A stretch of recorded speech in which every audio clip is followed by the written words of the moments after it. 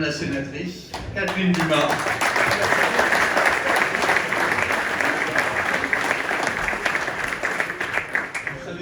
Vous savez tous ce que doit ce dîner à Catherine Dumas. Merci Catherine pour cette pugnacité, parce qu'il y a eu des années plus compliquées que d'autres pour le mettre sur pied, mais tu n'as jamais lâché. Catherine, votre sens de l'engagement, il est très jeune. Votre goût du partage aussi.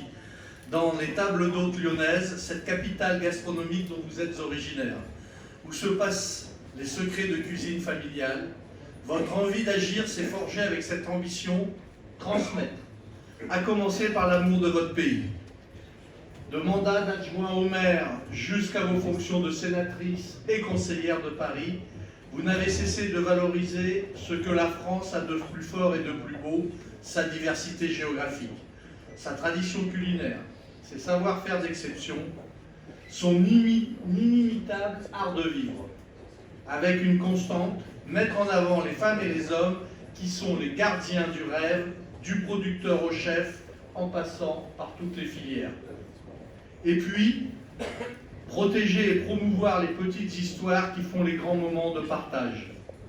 Vous avez œuvré à un tournant, à une fierté nationale, comme un déclic dans les consciences, l'inscription en 2010 du repas gastronomique français au patrimoine immatériel de l'UNESCO, pour rappeler ce que disait Marc il y a quelques instants. À ce rituel qui célèbre la vie sous toutes ses formes et le plaisir d'être ensemble, vous avez participé à offrir ces lettres de noblesse, à révéler des vocations dans des secteurs d'activité essentiels à l'économie, que sont des gisements d'emploi, agriculture, viticulture, art de la table, restauration entre autres, qui révèlent un potentiel de travail immense, notamment pour un parlementaire, précisez-vous. Parce que l'évolution de ces secteurs est souvent liée aux normes et aux réglementations, vous appelez à la vigilance. Votre credo, légiférer sans entraver et accompagner pour que tous ces métiers permettent aux femmes et aux hommes qui les font perdurer de vivre décemment. Ce sacerdoce, vous le résumez avec une simplicité totale, c'est le job du politique, dites-vous. C'est ce qu'on appelle l'humilité. Dans cet esprit est née en 2009 la Table française, un club de réflexion et d'action de parlementaires transpartisans pour aider ces métiers dont la beauté et la nécessité méritaient de dépasser les clivages. Premier coup d'éclat, la défense du vin rosé contre une directive européenne haute en couleurs, permettant, excuse-moi Marc de répéter ce que tu as dit, de mélanger le rouge et le blanc pour faire du rosé.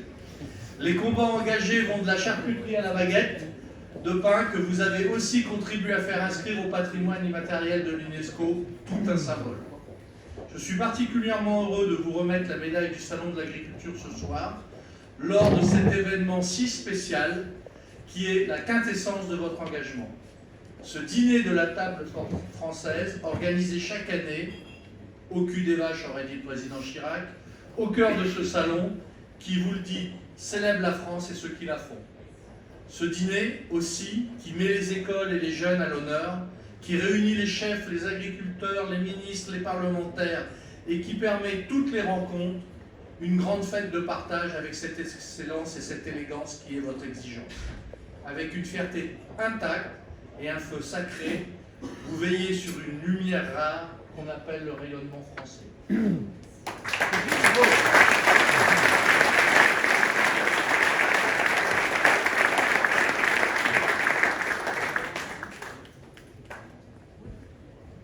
On va proposer Catherine à Jean-Philippe Ardoin, député des Charentes-Maritimes et ambassadeur du